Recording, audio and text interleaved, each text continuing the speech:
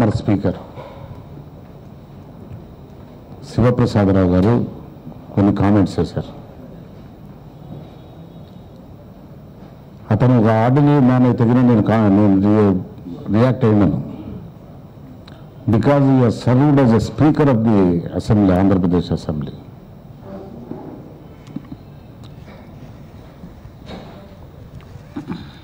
నిన్న జరిగింది వైసీపీ కార్యకర్తలు అతని పైన కంప్లైంట్ ఇచ్చారు. రాజుపాలెం విలేజ్లో ఇతను ఇనుకంటి విలేజ్, ఇనుమెట్ల గ్రామానికి చెందిన వాళ్ళు అక్కడ బూతులో ఎంటర్ అయ్యి రిగ్ చేసుకునేటువంటి ప్రయత్నం చేసినప్పుడు దానిపైన కంప్లైంట్ ఇచ్చారు. నిన్న పోలీసు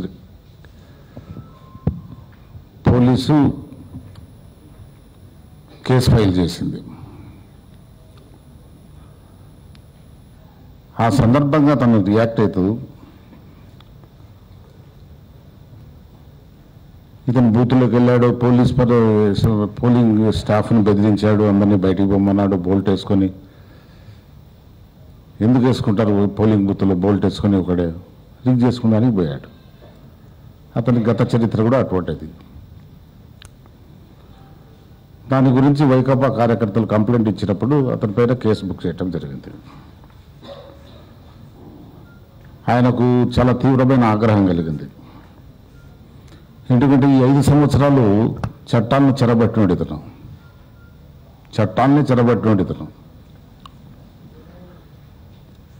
ఇష్టానుసారంగా బిహేవ్ చేశాడు.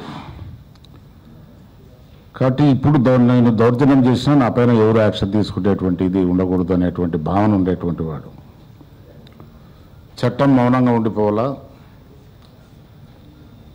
నేను చట్టానికి అతీతం అనేటువంటి దృక్పథంతో ఆ ఉద్దేశం ఆయనలో క్లియర్గా కనిపించింది. కేసుని చట్టపరంగానే ఎదుర్కోవాలి ఎవడైనా. ఆ సందర్భంగా కోడెల ఏం మాట్లాడంటే, ఆశపడచ్చు దురాశ ఉండకూడదు, మీరేంటి, మీ చరిత్ర ఏంటి? జగన్ చంద్రబాబుకు పోటీయా? అంబటి రాంబాబు నాకు పోటీయా? రాష్ట్రం బాగుండాలని అనుకునే వాళ్ళు జగన్కు ఓటేయరు. This are the comments he has made. ఇంకా చాలా మాట్లాడాడు, నేను ఎక్కువ తీసుకోలే. ఆంధ్రప్రదేశ్లో స్పీకర్ ఔన్నత్యాన్ని మంట కలిపినవాడు కోడెల శివప్రసాద్. ఆ ఇన్స్టిట్యూషన్ని సర్వనాశనం చేశాడు. కంచె చేనును మేస్తుందని అంటారు, దానికి ఉదాహరణ కోడెల. కంచె చేను వేసేసింది అక్కడ. పదవులు అలంకరించి ఎంతో ఔన్నత్యంగా ఉండాల్సినటువంటి వ్యక్తులు చాలామంది ఉన్నారు ఆంధ్రప్రదేశ్లో, ముఖ్యంగా స్పీకర్ పదవికి. స్పీకర్ పదవిలో ఉండి నిష్పక్షపాతంగా ప్రవర్తించినటువంటి వ్యక్తులు చరిత్రలో చాలా గొప్ప వ్యక్తులు ఉన్నారు స్పీకర్ పదవిలో. ఇక్కడనే కాదు, నేషనల్ దాంట్లో కూడా, పార్లమెంట్లో ఉదాహరణలు చెప్తే చాలా గొప్ప ఉదాహరణలు ఉన్నాయి. అంతటి నిష్పక్షపాతంగా ఉన్న వ్యక్తులు. కానీ ఈయన ఏం చేశాడు? ఈయన పార్టీ కార్యక్రమాల్లో పాల్గొన్నాడు, తెలుగుదేశం పార్టీ కార్యక్రమాల్లో. చంద్రబాబు బొమ్మలకు గార్లాండ్ చేయటము, పాలు పోయటము, పచ్చ సొక్కాలు తొడుక్కొని తిరగటం వాళ్ళ పార్టీ కార్యకర్తలతో. అటువంటి దుష్ట సాంప్రదాయానికి నాంది పలుకుతూ ఆద్యుడైనాడు ఆయన.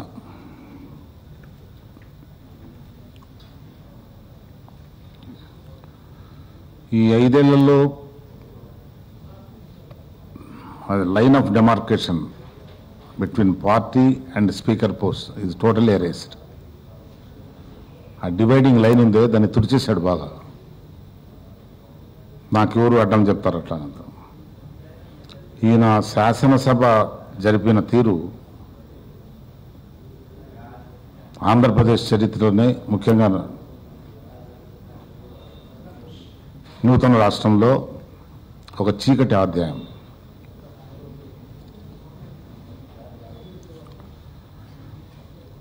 రాష్ట్ర ప్రభుత్వం స్పీకర్ ఏదో ఒక పార్టీ నుంచి వస్తాడు. ఒకసారి ఎన్నుకోబడిన తర్వాత అతను నిష్పక్షపాతంగా అతను నిధులు నిర్వహించాల్సిన అవసరం ఉంది. కానీ ఇతను ఆ పద్ధతిలో పోలేదు. రాష్ట్ర ప్రభుత్వంతో ఏకమై సభలో ప్రతిపక్షం నోరును నొక్కేశాడు. మాట్లాడే అవకాశాలు కూడా ఇవ్వలేదు. సభ్యులకే కాదు, ప్రతిపక్ష నాయకునికి కూడా అన్నిటా అడ్డుపడ్డాడు. మన రోజా గారు అయితే ఏకపక్షంగా ఆమెను 1 సంవత్సరం బహిష్కరణ శిక్ష విధించాడు. రూలింగ్ పార్టీ వాళ్లకు ఒక న్యాయము, అపోజిషన్ పార్టీ వాళ్ళకు ఒక న్యాయం. ఇంత డిస్క్రిమినేట్గా పోయాడు. ప్రజల సమస్యలను అసెంబ్లీలో మాట్లాడేటువంటి అవకాశం ప్రతిపక్ష నేతకు ఇవ్వకుండా అతను ఎంతో విధంగా హింసించినా అంటే చాలా అవమానాలకు గురి చేశాడు. రాజ్యాంగం అతనికి ఇచ్చినటువంటి హక్కును కూడా అతని బాధ్యతను నిర్వర్తించేటువంటి అవకాశం లేకుండా చేశాడు. అందువల్లనే సభలో తమకు న్యాయం జరగదు అని ప్రతిపక్ష నాయకుడు ప్రజల దగ్గరికి పోయాడు. ఈ కారణంగానే వెళ్ళింది ఆయన. సుదీర్ఘ యాత్ర చేశాడు. అసెంబ్లీలో కార్యక్రమాలంతా పూర్తిగా తెలుగుదేశం కార్యక్రమాలుగా మారిపోయాయి. ఆ పద్ధతిలో పోయింది. ఇప్పుడు జగన్కు చంద్రబాబుకు పోలిక అంటున్నాడు. నిజమే, చంద్రబాబు లాంటి ఊసరవెల్లి రాజకీయ నేతలు చాలా తక్కువ ఉంటారు, పోలిక ఉండదు. ఎవరిని పిలిచినా వాడికి అవమానమే. ఎవరిని కూడా చంద్రబాబు నాయుడుతో పోలిస్తే వాడికి అవమానం చేసినట్టు.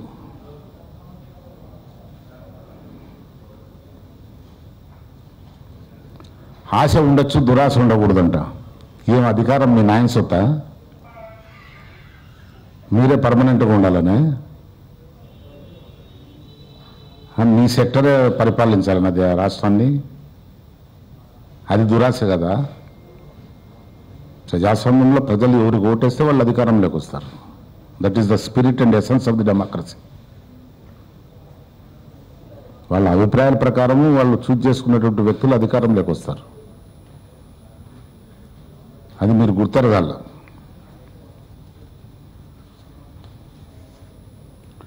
అంబటి రాంబాబుతో నాకు పోలిక అన్నా. ఏంటి తమ చరిత్ర చాలా ఘనంగా ఉందని? మీ సొంత నియోజకవర్గం నరసరావుపేట నుంచి ఎందుకు వచ్చారు ఇక్కడికి సత్యనపల్లికు? నేను క్వశ్చన్ చేయటం మీ రైట్ను, మీరు ఎక్కడైనా కంటెస్ట్ చేయొచ్చు. కానీ కాంటెక్స్ట్లో ఎందుకు వచ్చారు? బికాజ్ మీ పార్టీ రిఫ్యూజ్ చేసింది మీ టికెట్. మీరు ఓడిపోతారని చెప్తే కాళ్ళు కడుపులు పట్టుకొని మళ్ళా సత్తెనపల్లికి వచ్చారు. సత్తెనపల్లిలో లాస్ట్ టైం సింపుల్ చాలా తక్కువ మెజార్టీతో గెలిచారు.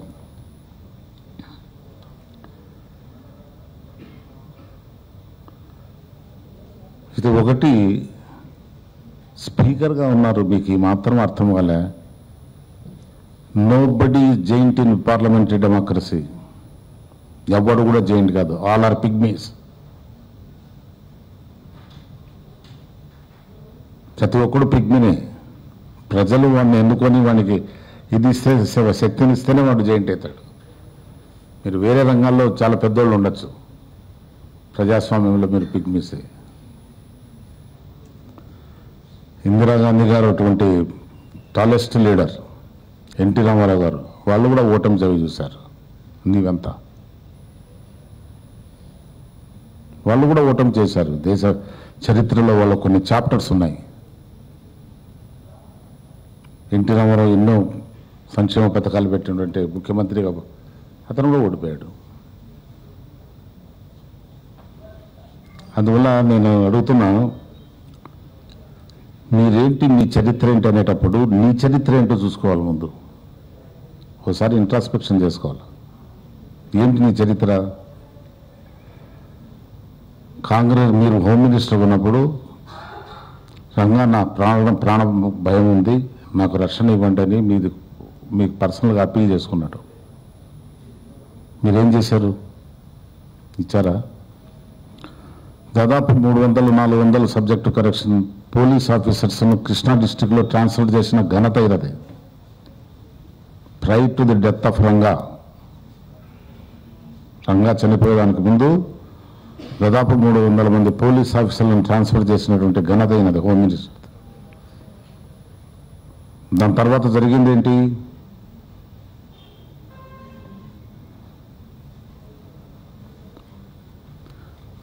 మీ రక్షణ లేక నిరాహార దీక్ష చేస్తున్నటువంటి అతను మర్డర్ అయిపోయాడు. దాని కారణంగా 1989లో తెలుగుదేశాన్ని అధికారంలోంచి పక్కకు దిగేశారు ప్రజలు. దానికి కారణం చాలా వరకు నీ ప్రవర్తన. ఇది నీ చరిత్ర. నువ్వు మంచి డాక్టర్ ఉండొచ్చు, కానీ హైలీ కాంట్రావర్షియల్ పాలిటీషియన్, వివాదాస్పదమైనటువంటి రాజకీయవేత్త. నీ ఇంట్లో 4 బాంబులు పగిలాయి. సిబిఐ టేకప్ చేసింది కేసు. చంద్రబాబు నాయుడు వాజ్పేయి గారి ప్రైమ్ మినిస్టర్గా ఉంటే నేనున్నా. Then I was parliament member. నువ్వు చేసుకున్నటువంటి పైరవీలు చంద్రబాబు నాయుడు తన పలుకుబడిని ఉపయోగించి నిన్ను తప్పించాడు. క్లీన్ చిట్గా ఒకటి ఇచ్చారు. తర్వాతనే నీకు టికెట్ వచ్చింది.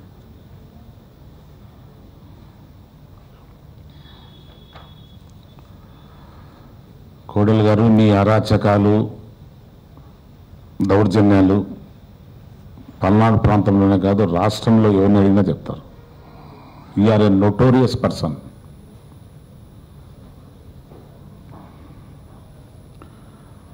అన్నిటికన్నా అబ్జెక్షనబుల్, స్పీకర్ పదవికి కళంకం తెచ్చినటువంటి అప్రజాస్వామికవాదిను. ప్రజాస్వామ్యంలో నువ్వు ఉండేటువంటి అర్హతను కూడా పోగొట్టుకున్నావు. 23 మంది వేరే పార్టీ టికెట్లపైన ఎన్నుకోబడినోళ్లను చంద్రబాబు నాయుడు తన పార్టీకి డిఫెక్ట్ చేసుకుంటే యూఆర్ దేర్ యాజ్ స్పీకర్.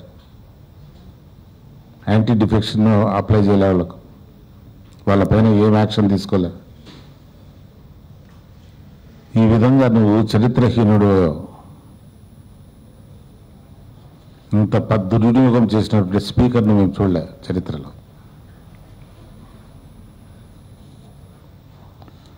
మీరు నీతులు చెప్తుంటే ప్రజాస్వామ్యాన్ని గురించి దెయ్యాలు వేదాలు వల్లించినట్లుండే. అది దయచేసి చేయకండి. You are unfit to talk about democracy. చట్టాలను గౌరవించటం అది సిటిజన్ లీవలోని స్పీకర్గా వదిలేయండి. ఒక సిటిజన్గా నేర్చుకోండి చట్టాలను గౌరవించేది. అధికారం శాశ్వతం కాదని తెలుసుకోండి. ప్రజాభిప్రాయాన్ని, ప్రజా తీర్పును వక్రీకరించాలని చూస్తే చట్టం చూస్తూ ఊరుకోదు. మీ బెదిరింపులకు ఎవరు భయపడరు. Because you have got such a background. Respect command చేసే బ్యాక్గ్రౌండ్ కాదు తమరు. ఈ విధంగా బెదిరించి గుంటూరు జిల్లాలో సత్తెనపల్లి ఏరియాలో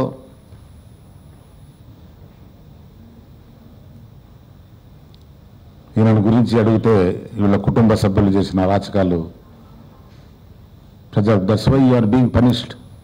వార్తావాణి న్యూస్ ఛానల్ ఎప్పటికప్పుడు రాజకీయ, సినీ విశేషాలు, స్పోర్ట్స్ మరియు సాంకేతిక పరమైన మరెన్నో విషయాలను మన ముందుకు తెస్తుంది. మరింత సమాచారం కొరకు వార్తావాణి న్యూస్ ఛానల్ ని సబ్స్క్రైబ్ చేయండి.